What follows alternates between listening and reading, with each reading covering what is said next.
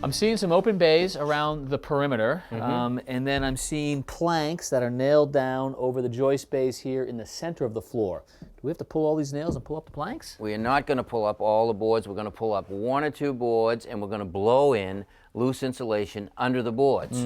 In all the open bays, we're going to use this right here, bat insulation. All right, sounds like a little bit of a cocktail of insulation. Where do you want to get started? Well, I want to get started by cutting these pieces right here. They're going to go in the joist bay into the eaves. You give me some measurements, I'll do the cutting. All right.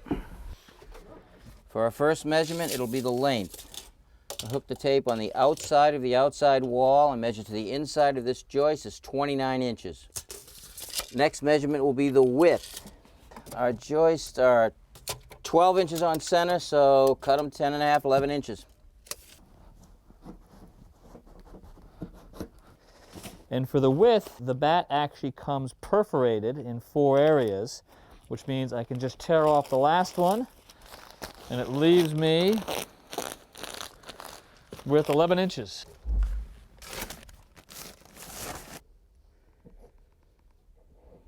You see that daylight in there? Well, that's the soffit, and that light is coming up through the soffit vent. When we install the bat, we want to be very careful not to block that opening. So you actually pull the bat back a little bit from that opening. Now we have a nice 2-inch space here for plenty of air to come up over it. Here in the eaves, we laid our insulation directly on top of the plaster ceiling, so we used an insulation with a vapor retarder on it. And that's this paper facing. Exactly. Now in these bays right here, there's insulation already in them. So I want to use a different insulation, one that doesn't have a vapor retarder on it, called unphased insulation. So why no vapor retarder here? Because if I use a vapor retarder between the insulations, the moisture from below can get trapped between the 2 insulation, dampening this insulation here, making it less effective.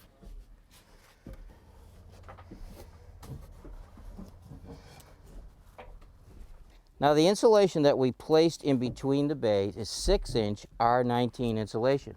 We want to get an R38, so we're going to take a second layer of unphased 6.5 insulation, lay it on top of the new insulation that we just installed, pushing it up tight and perpendicular to the joist. We're actually going to cover this floor first, then we're going to remove a board and blow the insulation under the floor. And why are you doing it in that order? Well, this will keep the dust down when we blow. Because it's going to want to come up between the gaps in all these boards? Exactly. All right, good thinking.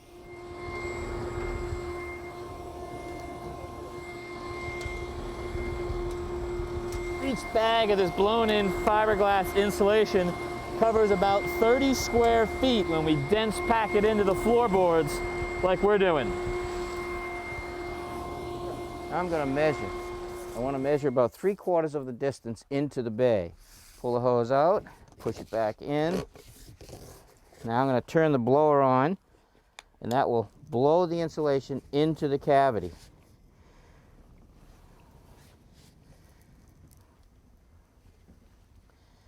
Now as the bay starts to fill, it dense packs the insulation. It'll start pushing the insulation back and also pushing the hose out.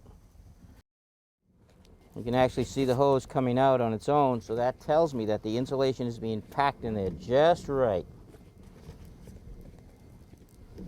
So we started off with an R6. What do you think we ended up with? We've got over an R40. Wow, from 6 to 40. This homeowner is going to save a lot of money. He sure is going to notice a big difference, and right away.